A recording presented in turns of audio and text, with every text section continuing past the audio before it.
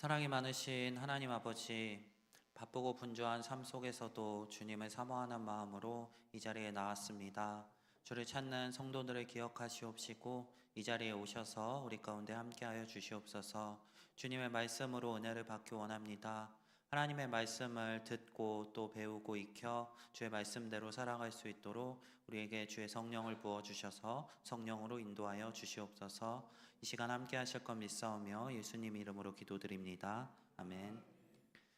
네, 오늘 보실 말씀 사무엘 하 12장 7절부터 15절 말씀입니다. 사무엘 하 12장 7절부터 15절 말씀 구약 성경 480면에 있습니다.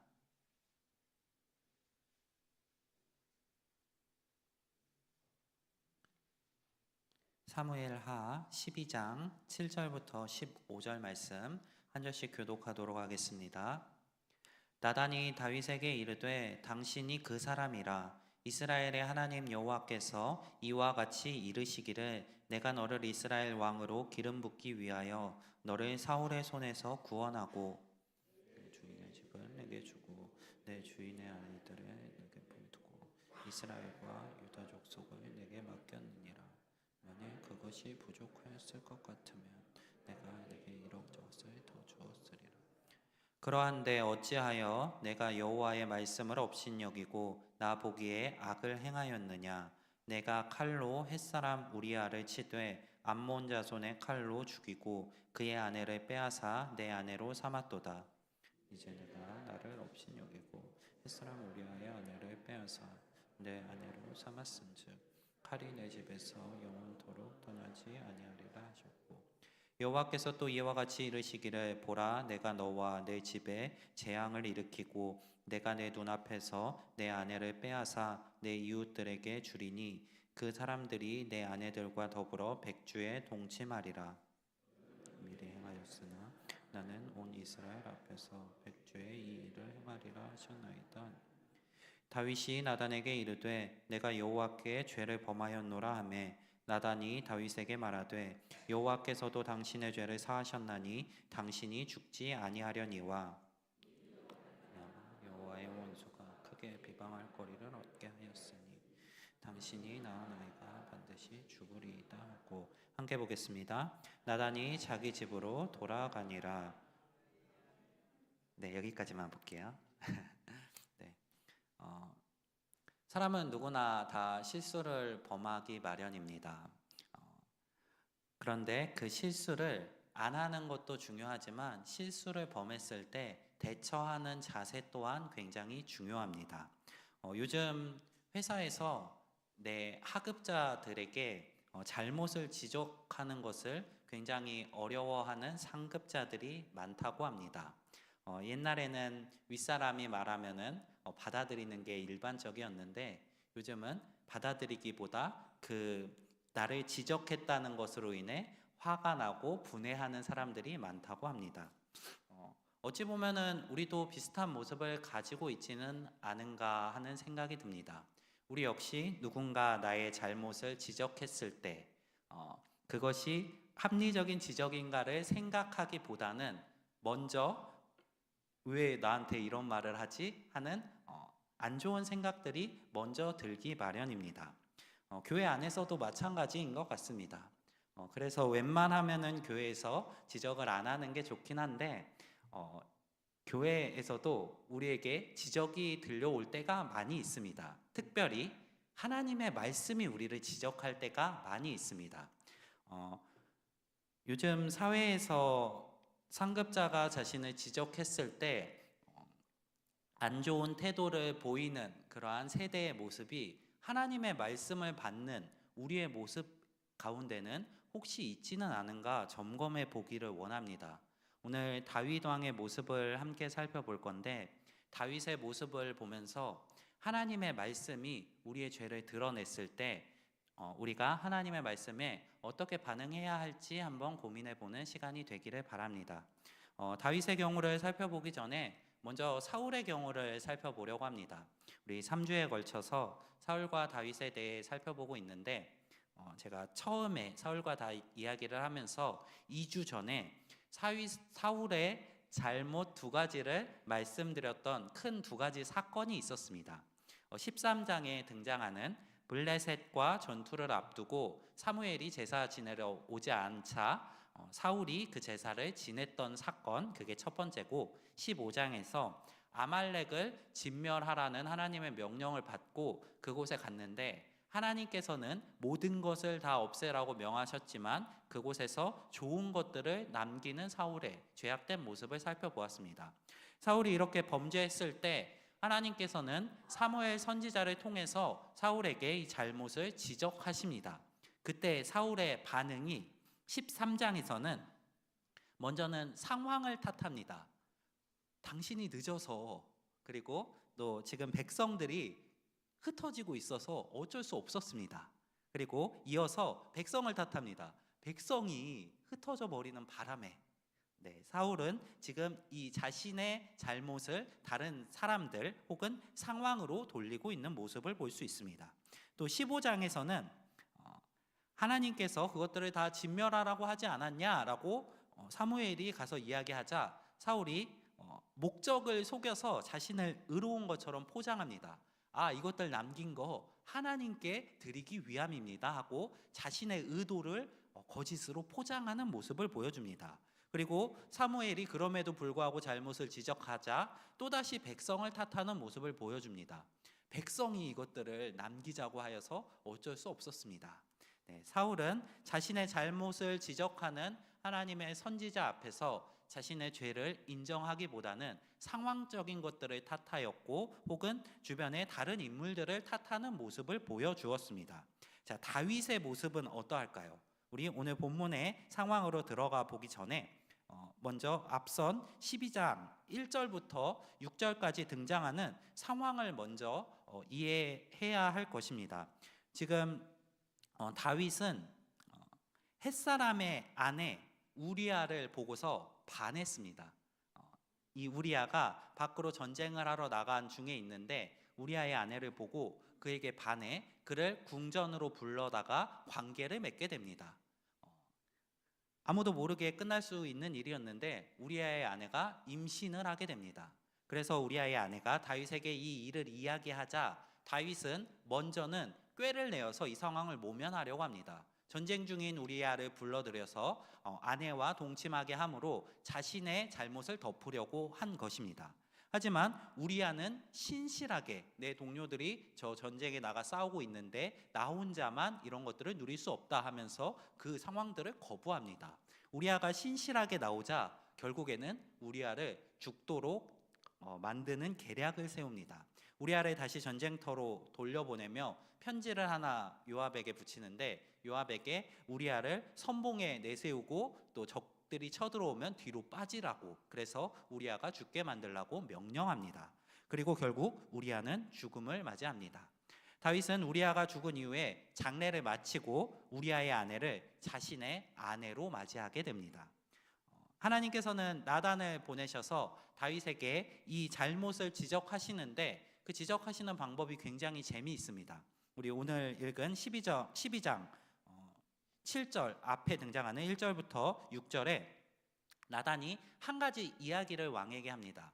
왕이여, 저 한 성읍에 두 사람이 있었습니다. 이 두 사람 중에 한 사람은 부자였고 한 사람은 가난한 사람이었습니다. 부자는 양과 소가 많이 있었고 가난한 자는 아무것도 없는데 다만 딸처럼 기르는 암양 한 마리가 있었습니다. 그런데 부자가 행인이 부자에게 왔을 때 그 행인을 대접하기 위해서 이 가난한 사람의 암양을 뺏어다가 잡아서 그 행인을 대접하였습니다. 어찌해야 될까요? 다윗의 대답이 뭐였냐면 이 일을 행한 그 사람은 마땅히 죽을지라 라고 담대하게 이야기합니다. 그리고 사무엘하 12장 6절에서 이렇게 이야기합니다. 그가 불쌍히 여기지 아니하고 이런 일을 행하였으니 그 양 새끼를 4배나 갚아주어야 하리라 한지라. 다윗은 나단의 이야기를 듣고서 그 상황에 몰입해서 그런 나쁜 사람이 있나? 그 사람은 반드시 죽어야 한다, 벌을 받아야 한다 라고 이야기하고 있는 것입니다. 근데 오늘의 본문에 이르러서 나단은 다윗을 향해 이렇게 이야기합니다. 당신이 바로 그 사람이라. 그리고 이 당신이 바로 그 나쁜 부자 같은 사람이다라고 선포한 이후에 하나님께서 다윗을 향하여 어떤 말씀을 하시는지를 이어서 이야기합니다. 바로 이어서 하나님의 책망을 선포합니다. 내가 너를 이스라엘의 왕으로 삼아서 사울의 손에서 구원하고 너의 주인의 집을 너에게 주고 주인의 아내를 너에게 주고 이스라엘과 유다 족속을 맡겼는데 부족할 것 같으면은 내가 너한테 더 줄 수 있었다. 네, 하나님께서 다윗을 얼마나 아끼고 사랑하셨는지 드러나는 표현이죠. 그런데 내가 어찌 여호와의 말씀을 업신여기고 악을 행하였느냐. 네, 다윗의 잘못을 직접적으로 책망하십니다. 그리고 이어서 심판을 이야기하십니다.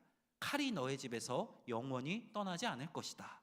또 이어서 너가 우리아의 아내를 빼앗은 것처럼 내가 너의 아내를 빼앗아서 너의 이웃들에게 줄 것이다.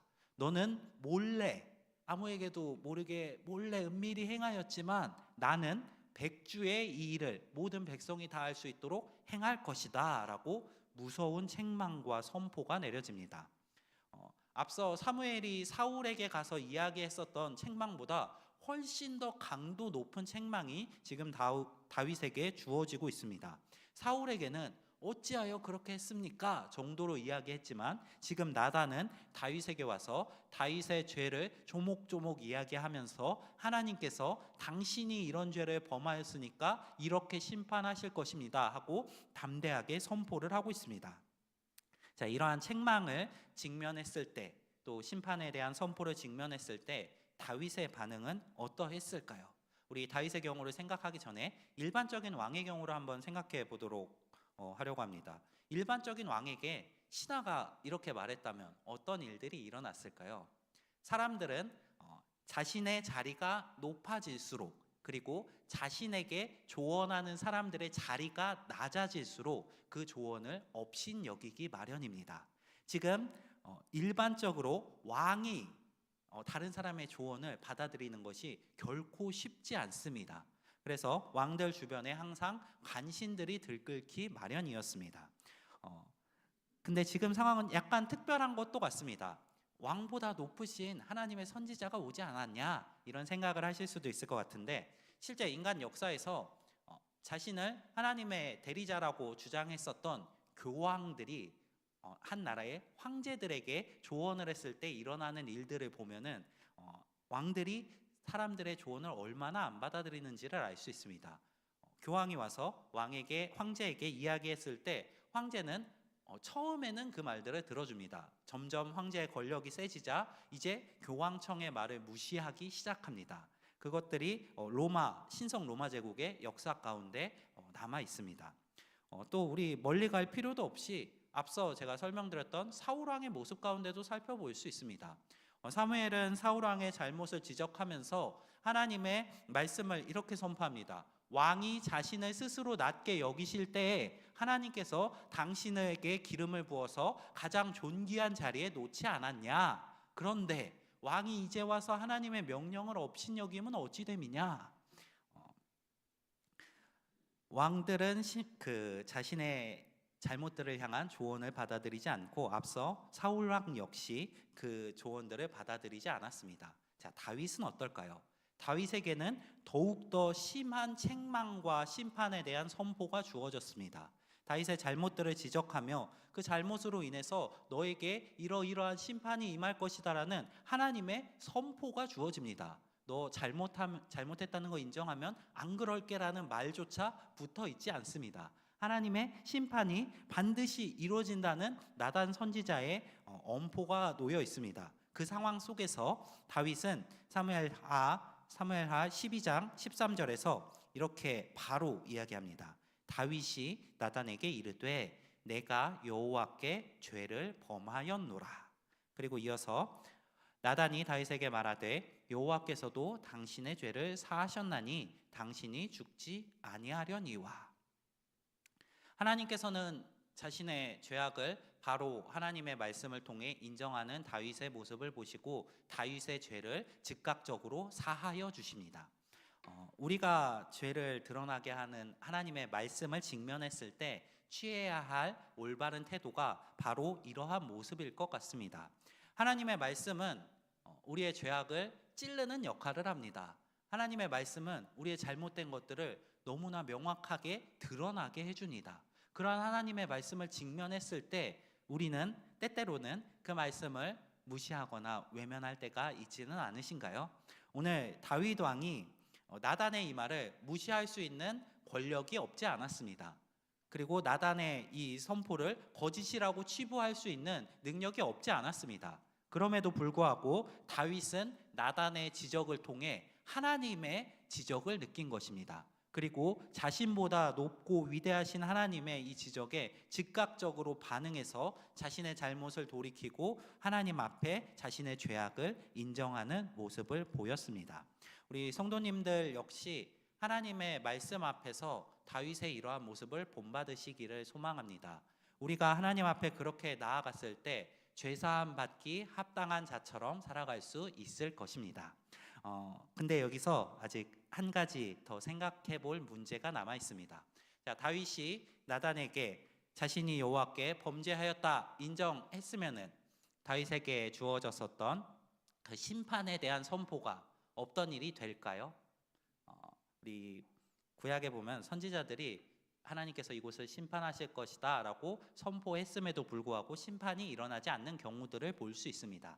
대표적으로 요나서에서 니느웨에 가서 요나가 그곳에 심판이 임할 것을 선포하였을 때 그들이 반성하고 회개하고 베옷을 입고 하나님 앞에 경건한 모습을 보이자 그 심판이 거두어지는 상황을 볼 수 있습니다. 그렇다면 다윗에게도 그렇게 되었을까요? 우리 사무엘서 이어지는 열왕기서, 역대서를 읽어보면은 다윗에게 예언했었던 이 심판들이 조목조목 일어나는 것을 볼 수 있습니다. 하나님께 기름 부은 자지만 그럼에도 불구하고 그의 죄를 사하여 주셨지만 그 죄의 책임은 지게 하시는 하나님의 모습을 볼 수 있습니다. 다윗 왕은 하나님께 선택받은 자로서 기름 부음 받은 자로서 이스라엘을 대표적으로 다스리며 그들 앞에 모범을 보여야 할 역할을 가지고 있었습니다. 그런데 그렇게 은혜를 입은 다윗 왕이 하나님의 말씀을 외면하고 죄악 가운데 거하였을 때 하나님께서는 그의 죄를 책망하셨고 그가 비록 회개하였을지라도 그 죄에 대한 책임을 찾으셨습니다. 그렇다면 우리한테는 어떻게 될까요? 신약 시대에 이르러서 우리는 다윗 왕보다 훨씬 더 은혜로운 시대 가운데 살고 있습니다. 물론 여전히 하나님의 말씀은 우리의 죄를 드러나게 만듭니다. 율법의 속성은 죄를 드러나게 하는 것입니다. 로마서 5장 13절에서 바울은 죄가 율법 있기 전에도 세상에 있었으나 율법이 없었을 때에는 죄를 죄로 여기지 아니하였느니라 라고 이야기합니다. 하나님께서 율법을 주심으로 비로소 우리는 죄가 무엇인지 분별할 수 있게 되었습니다. 다윗이 죄를 고백하였을 때 나단 선지자는 다윗의 고백을 듣고 하나님께서 다윗의 죄를 사하였다라고 이야기하십니다. 하지만 죄는 사하시지만 죄의 책임은 다윗이 여전히 지게 하십니다. 그런데 우리는 이제 죄의 책임에서 자유함을 얻은 사람들입니다. 우리의 죄값을 예수님께서 대신 져주셨기 때문입니다. 우리의 죄는 우리를 감당할 수 없는 사망에 이르게 만드는 하나님 앞에 결코 인정될 수 없는 죄악들이었습니다.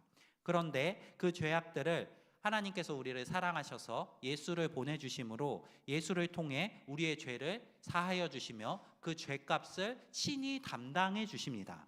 예수님의 사역은 우리가 예수님을 믿기 이전에 지었던 죄뿐만 아니라 믿은 이후에 지은 죄뿐만 아니라 우리가 앞으로 지을 모든 죄값까지 다 감당해 주시는 완전한 제사였습니다. 구약에서는 우리가 사람들이 죄를 지었을 때 죄의 책임을 제물을 통해서 대신 지도록 만들었습니다. 그게 바로 속죄제, 하나님께 드려지는 제사 가운데 하나인데 신약 시대에 이르러서 예수님께서 이 속죄제를 대신 제물로서 우리의 죄값을 대신 지시며 져 주셨습니다. 그래서 우리는 이제 더 이상 죄의 그 무게 아래 짓눌리지 않고 죄의 책임을 지지 않은 상태가 된 것입니다. 굉장히 죄에서 자유로워진 것처럼 여겨지는데, 그렇다면은 이제 우리는 죄의 책임이 없으니까 책임 없는 죄악의 쾌락들을 누려도 될까요? 아니면은 조금 더 나아가서 나의 죄가 많아질수록 하나님께서 나의 죄를 사해 주시는 양도 많아지니까 그것이 하나님이 주시는 은혜가 커지는 일이기 때문에 죄를 더 짓는 게 하나님을 더욱더 높이는 일이 될까요? 바울은 결코 그렇지 않다고 이야기합니다. 사람들이 바울이 예수님께서 우리의 모든 죄를 사하셨으므로 예수를 믿는 것을 통해 우리의 구원은 이미 확정되었다라고 주장했을 때, 사람들이 구원은 이미 확정되었으니까 이제 죄 지어도 되겠네 라는 이야기를 했을 때, 로마서 6장 1절부터 2절에서 바울은 이렇게 이야기합니다. 그런즉 우리가 무슨 말을 하리요? 은혜를 더하게 하려고 죄에 거하겠느냐? 제가 방금 말씀드렸던 하나님의 은혜가 커지게 하려고 죄를 더 짓는 게 옳으냐? 그럴 수 없느니라. 죄에 대하여 죽은 우리가 어찌 그 가운데 더 살리요? 제가 구약의 상황을 말씀드리며, 죄값을 대신하기 위해 제물을 바치고 그 제물을 죽임으로 나의 죄값을 사하는 게 구약의 방식이라고 말씀드렸습니다. 신약에 이르러서 예수님께서 우리의 죄값을 먼저 담당해 주시고 십자가에 죽어 주심으로 하나님께서 우리를 의롭게 여겨 주셨습니다. 하나님께서는 우리를 죄 없는 의로운 상태라고 여겨 주십니다. 그런데 우리가 죄 가운데 더 이상 거할 수는 없습니다. 왜냐하면 우리는 예수님의 십자가 죽으신 가운데 동참함으로 이제 우리의 옛 자아는 죽어지고 옛 사람은 죽어지고 새로운 사람으로, 죄 가운데 거할 수 없는 사람으로 재창조되었기 때문입니다. 이제 우리는 구약에서처럼 죄값을 담당하지 않기 위해 하나님의 말씀을 지키며 의를 행하는 것이 아니라 순서가 뒤바뀌어서 하나님께서 우리를 먼저 죄값이 없다고 하시고 의롭다고 해주셨기 때문에 의로운 자처럼 하나님의 말씀의 의를 따라 살아가는 방식으로 변화가 된 것입니다. 죄를 용서받았다고 해서 이제 죄의 모든 그 책임이 사하여졌다고 해서 우리가 죄 가운데 거해도 된다는 것이 아닙니다. 요한복음 8장에 보면은 사람들이 음행 중에 잡힌 여자를 데리고 예수님께 나아오는 장면이 등장합니다. 사람들은 예수님께 그 여자를 데리고 오면서 모세가 이러한 죄를 지은 사람을 돌로 치라고 명하였는데 당신께서는 어떻게 이야기하십니까? 하면서 질문합니다. 그때 예수님께서는 죄가 없는 자가 먼저 돌로 치라라고 이야기하십니다. 그래서 사람들은 그 말을 듣고 죄책감을 느끼며 모두 떠나갔습니다. 이제 예수님과 여자만이 남아있는 상황입니다. 예수님께서는 이 여자를 심판하실 자격이 있으신 분입니다. 예수님께서 말씀하셨던 죄 없는 사람이 바로 예수님이셨기 때문입니다. 그리고 또한 예수님께서는 이 심판을 담당하실 심판주로서 이 땅 가운데 오셨습니다. 그렇기 때문에 예수님께서는 이 여자를 심판하실 수 있는 능력도 있으셨고 자격도 있으셨습니다. 그런데 그 예수님께서 여자를 향하여 그 여자의 죄를 사하시며 이렇게 이야기하십니다. 요한복음 8장 11절 하반절입니다. 예수께서 이르시되 나도 너를 정죄하지 아니하노니 가서 다시는 죄를 범하지 말라 하시니라. 우리가 받은 은혜가 바로 이러한 은혜입니다. 하나님께서는 우리의 죄를 먼저 사하여 주십니다. 그리고 이제 가서 다시는 죄를 범하지 않고 살기를 바라고 계십니다. 우리가 받은 하나님의 은혜를 기억하신다면 이제 죄 가운데 거하지 마시고 죄를 고백하시고 회개하시며 죄에서 멀어지시는 우리 성도님들이 되시기를 바랍니다. 말씀이 우리의 죄를 찔러 그 죄를 드러나게 할 때 우리가 마땅히 해야 할 반응은 우리의 죄를 자복하고 다시는 죄 가운데 거하지 않는 것입니다.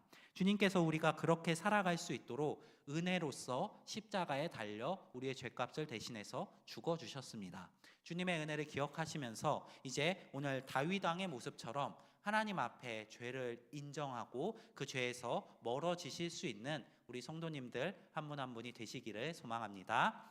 네, 오늘 말씀 기억하면서 우리 함께 기도하며 나아가겠습니다. 두 가지 기도 제목 놓고 기도하겠습니다. 첫 번째로 하나님의 말씀을 통해 나의 부족함, 나의 죄를 직면하게 하시고 또 주의 앞에 회개할 수 있는 믿음을 주시기를 기도하겠습니다.